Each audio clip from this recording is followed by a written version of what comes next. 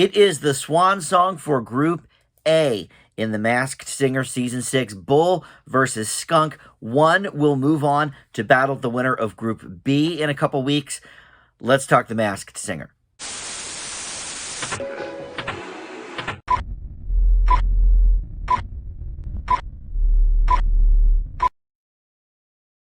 Hey guys, Dan here. This is Dan Reviews It, and welcome to my Masked Singer recap and reaction video. We are in the finals for Group A. This is Bull versus Skunk. We have 2 episodes left. Next week is going to be the Group B finals, and then, of course, the winner of each of these groups will face off against each other in the final in 2 weeks' time. But here's the thing. I actually don't know yet who is moving on. I'm going to give you my reaction to that in real time. I've paused it right before. But it's the Bull versus the Skunk here. So before we get into this, I do want to remind you to please subscribe below if you are not one of my subscribers so far. I'm trying to hit 1,000 by the end of the year. I don't think that's going to happen now, but it would be cool to get to 900 before the end of the year. I'm at about 875 right now, and if you do watch these videos and enjoy them, please consider subscribing. Would love to have you aboard. And of course, comment below.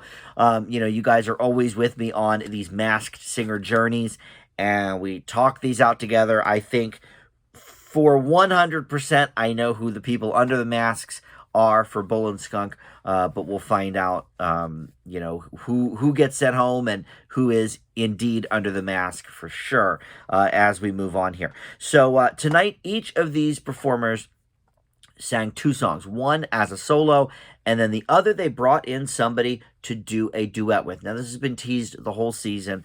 I don't know when we knew who the people were going to be. I didn't know till recently, I don't think. But Michael Bolton sang with the Skunk, and Jesse McCartney, the season 3 runner-up, or I think he was in second place. He didn't win, but I think he was in second or third.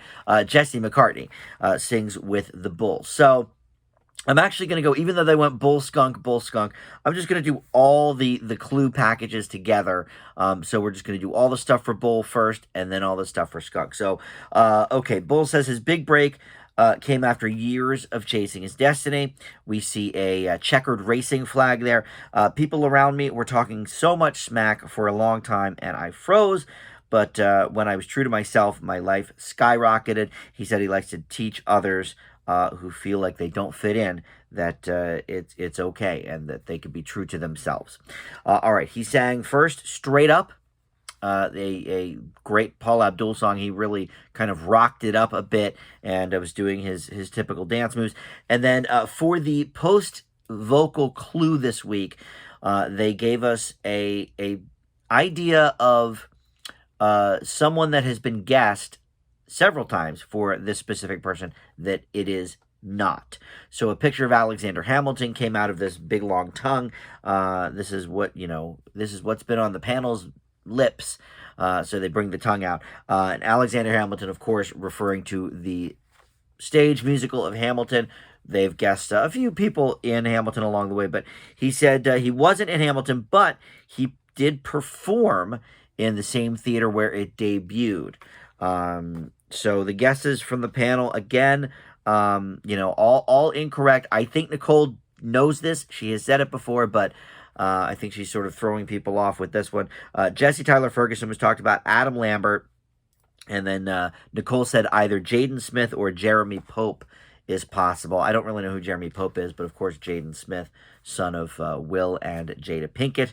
And then we saw a bestie video from Matthew Morrison, talking about, how he has so much faith in the Bull, and he's in glee to see him perform, and all of that. All right, so then Bull came back on later, and he said he never really believed in his voice, didn't feel like the Bull character fit his personality when he first saw it, but as the weeks went on, he realized he is tough, romantic, and a fighter, much like a Bull. And then the song he did with Jesse McCartney was Break Even from the Script. Love that tune. And they did a pretty good job with it. All right, so all of these panel guesses. Look, Nicole has said this name before. I think she may have put this person in for her first impression guess. Maybe we'll find out tonight. I don't know. But I think, once again, this is Todrick Hall.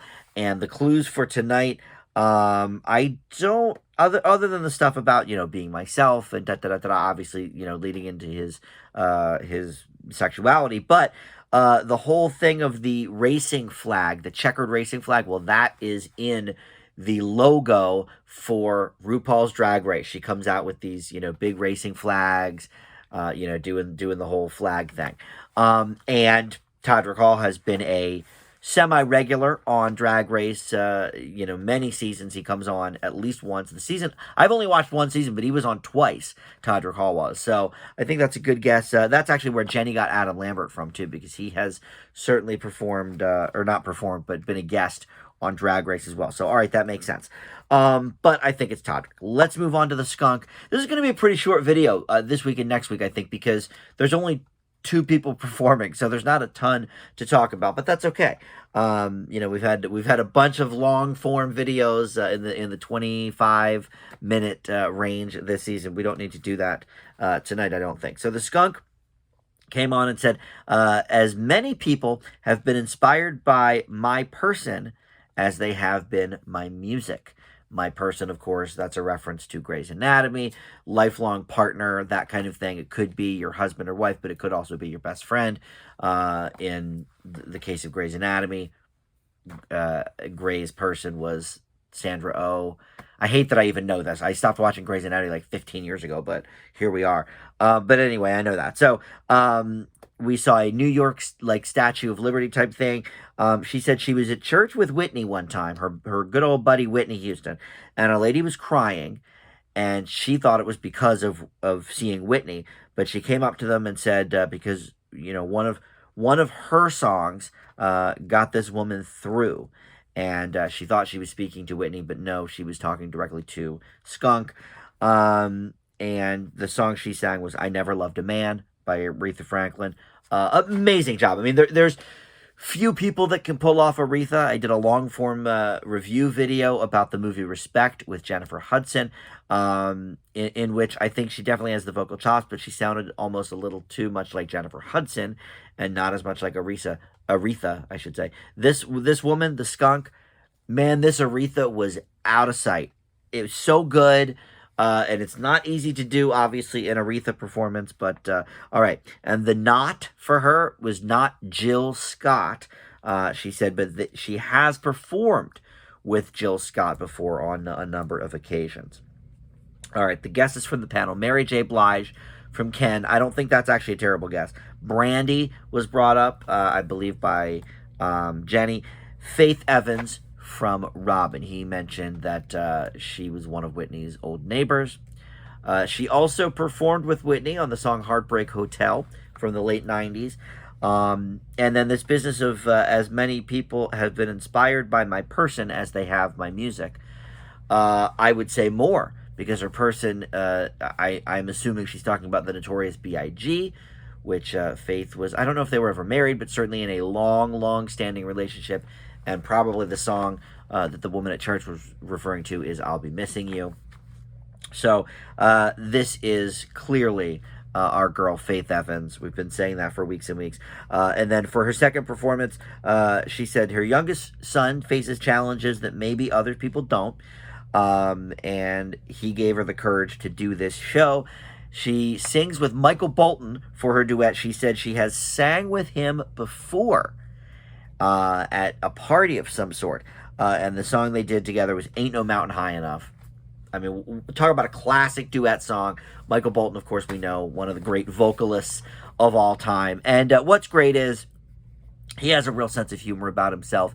I think for a long time in the 90s and early 2000s, he didn't.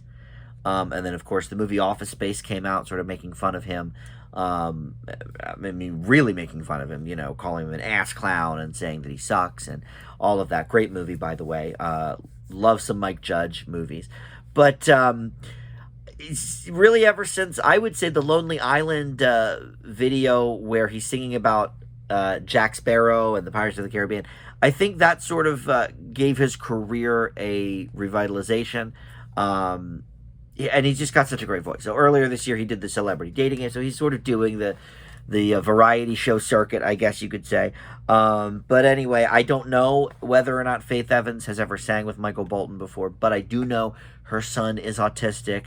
So obviously that is to what she's referring with the facing the challenges.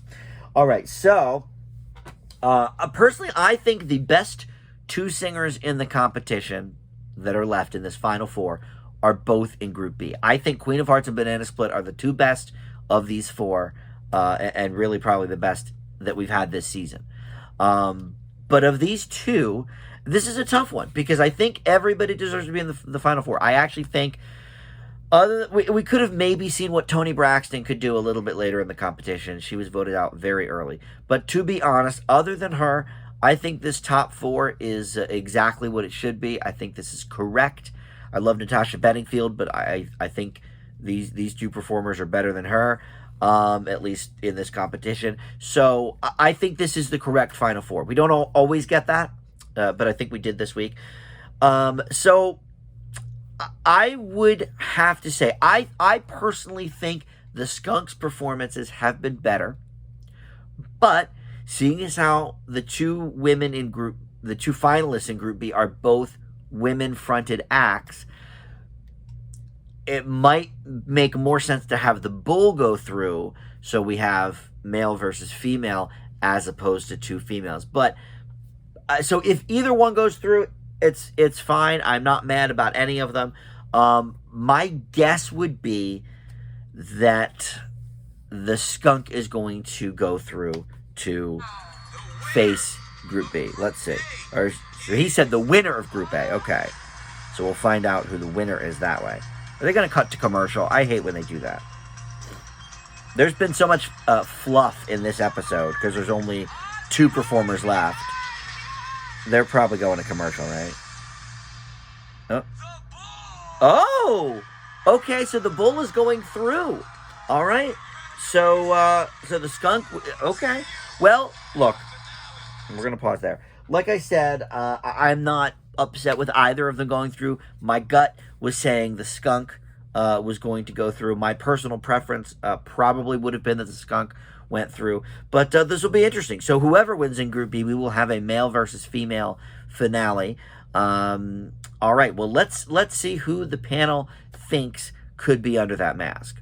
Well, the judges' votes went all with two women, either Mary J. Blige or Faith Evans. So Ken's initial first impression guess was Anita Baker. He switched it to Mary J. Blige. Jenny couldn't decide. She thought it was either Gloria Gaynor or Roberta Flack, and switched to Mary J. Blige. Roberta Flack, by the way, would be pretty good for this show. Actually, either of them would. I haven't heard Gloria Gaynor really sing lately, but I think either of them probably would be good at some point. Nicole also couldn't decide. She put three people down: Deborah Cox, Fantasia, and Mary J. Blige, actually. But at the end of the day, she has changed to Faith Evans. She liked that Whitney Houston story from today. Robin's first impression guess was Faith Evans. Amazing. So he is sticking with that. And if he is correct, which I assume he is, that means he will be... I think this would be his very first golden ear, I think. I don't know if he's ever gotten any of his first impressions right. You'll tell me in the comments if I'm wrong. I know. But I don't believe he's ever had a first impression guess that was correct. They've only been doing that since at least 2 seasons, right? I think they did it for season 4 and 5, and then this is season 6. So, obviously Jenny won those other 2 seasons, but I don't even think Robin got a point. But maybe I'm misremembering. Please let me know. But this has got to be Faith Evans. You guys put me on that very early on. I think week 1, I definitely didn't say it was Faith Evans. I forget who I said in the first week. I don't always write down my guesses. I usually just write down the panel's guesses and then give you guys my guesses. Let me see here. Mary J. Blige. Well, Faith Evans was said that very first week. Well, shoot, I'll have to go back and look. Maybe I did say it was Faith Evans. I know for one of the ones on this season, I guessed Dawn from En Vogue. It might have been for this. I don't remember, to be honest, but you'll tell me. All right, so let's have the skunk take it off. This has got to be Faith Evans, which I'm not sure if I would recognize, but of course Nick will tell us for sure anyway. I want to hear when she sang with Michael Bolton. I mean, he sang at everything, but... Oh, they're going to commercial, of course. Of course. They always do that to us, don't they? My gosh, this show. Just show us, for God's sake. All right. The amount of fluff on this week's episode. They didn't even have a guest panelist like they usually do. It's got to be. Yeah, there she is. Okay. Yep, that's Faith. Oh, yeah, I would recognize her. She's gotten some work done, though, for sure. She definitely looked a bit different in the 90s, but Robin and Nicole are hugging. So happy they got it right. And that's great for Robin because that's a good first impression guess for him. He's so excited right now. I'm waiting for some... I mean, most of these clues are pretty obvious. They're either about the Notorious B.I.G. or her duet with Whitney Houston. But I'm curious to see what the Michael Bolton connection is here. So much fun. Yep. Oh, her autistic child. We love that. All right. Robin got it right. So now Robin, Ken, and Nicole are all tied with 1. Jenny, the winner of the last 2 seasons of Golden Ear, Golden Microphone, or whatever it's called, Golden Ear, has 0. She's the only one that has 0 so far. So, and there's only 3 left. The vase with an O is some... Wait, hold on. I missed that. R&B Divas. Oh, okay. R&B Divas, yes, from VH1. I remember Divas? God, that was a fun show. They should bring that back. I have a t-shirt, actually, from one of those seasons. Puffer Fish is a clue to Sean Puffy Combs. Okay, and I had said that back when we first saw that because I didn't know he discovered her, but of course they did I'll Be Missing You together. So, you know, major thing here. All right, well, that's all we got, really. I don't know. Are they going to tell us about Michael Bolton or no? Maybe not. All right, either way, there we go. We figured it out. Faith Evans, thank you guys for the help with that one. So, Todrick Hall, I'm pretty sure then is going to be under the bull, and they'll be performing next, or in 2 weeks, rather. The Big Book in Skunk's package is a clue to her marriage. Oh, she was married to him, to rap legend, the Notorious B.I.G. What does that mean, the Big Book? Like the Bible? Well, anyway, all right, she's telling a sad story here about that. All right, well, look, we knew it was Faith Evans. I will have to look up the Michael Bolton connection because it doesn't look like they're telling us here. But in any event, so next week it's going to be Queen of Hearts versus Banana Split. You know, I would be fine, again, with either of them moving on. I would love to see Queen of Hearts move on. And really take it all. I'm a Jewel fan. I knew this was one of my first impression guesses for sure. I knew it was Jewel from the start, and I still think it's Jewel. And then Catherine McPhee and David Foster, also great. So I don't know. Next week will be interesting again. So much filler though, right?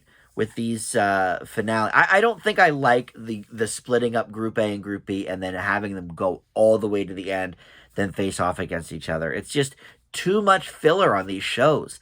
And they could have at least had an extra panelist on. You know, they usually do that. I don't know why they decided for the semifinals to not. But in any event, well, that will do it. Like I said, this is a shorter video than most of our Masked Singer ones. But still, you know, longer than it probably needed to be, right? So we'll see everybody next week. Please consider subscribing, like I said up top. And we'll see you next week. Bye.